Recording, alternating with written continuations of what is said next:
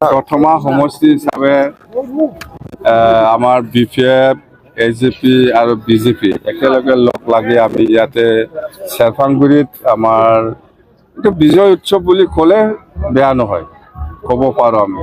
যিহেতু আমি চবেই জানো এই সমষ্টিত BPF দলৰ প্ৰাৰ্থী ৰবিৰাম নাৰ্জাৰী ডাঙৰীয়াৰ লগত কণ্টেষ্ট কৰিব পৰা কোনো দল নাই বা কোনো কেণ্ডিডেট নাই। আমি উইনাৰ ইয়াত উইনাৰ হ'ল। এইটোতো ইহঁতৰ নিয়ম। আমি অপেনলি কৈছোঁ, UPPL দলৰ নেতা কৰ্মীসকলক আমি কৈছোঁ, আমি গম পাই আপোনালোকে কি কি ভিতৰত কাম কৰিব বিচাৰিছে আমি গম পাই।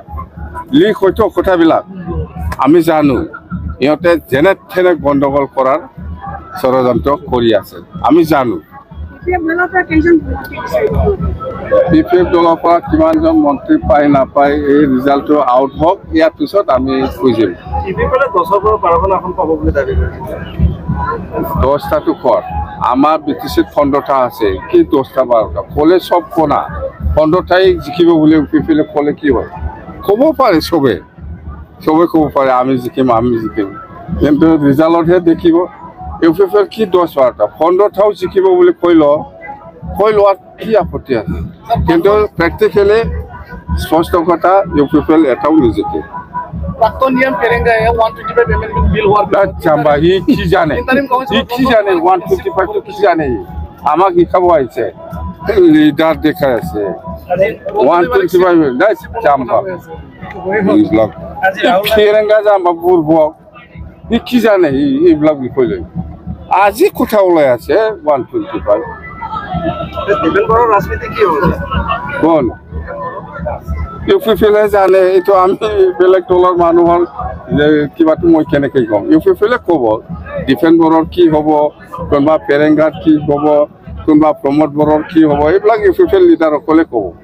আমাৰ BPFটো স্পষ্ট, আমাৰ BPF বা BJP বা AJP একেলগে লগ লাগে 15টা চিটত আমি কেণ্ডিডেট দিছোঁ। BTC অঞ্চলত 15টাও চেঞ্চুৰী মাৰিব 100%।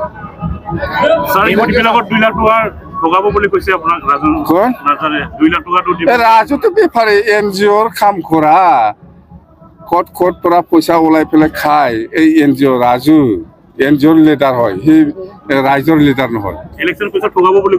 কোনে? ৰাজু কি জানে? এইটো NGOৰ লিডাৰ।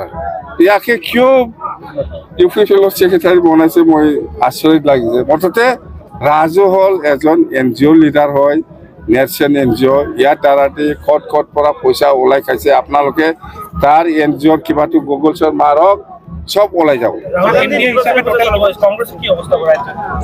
আমাৰ BTCত কংগ্ৰেছৰ অৱস্থা ভাল নহয়। BTCত কংগ্ৰেছে কেণ্ডিডেট দিবই নালাগে, দৰকাৰ নাই। আমাৰ লগত যুঁজ দিব পৰা UPPL হ'লে হয়, UPPLও আজিৰ দিনত নাই। মুঠতে আমাৰ NDA কেণ্ডিডেট 15টা সমষ্টিত কোনো দল আমাৰ লগত কণ্টেষ্ট কৰিব পৰা কেণ্ডিডেট আজিলৈকে মই দেখিব পোৱা নাই বা নাই। NDA হিচাপে টোটেল কিমান চিট পাব? মইতো 100টো হ'ব লাগে, 100 তলত আহিব নালাগে। NDA হিচাপে টোটেল 100টো আহিব লাগে, ইয়াৰ তলত আহিব নালাগে।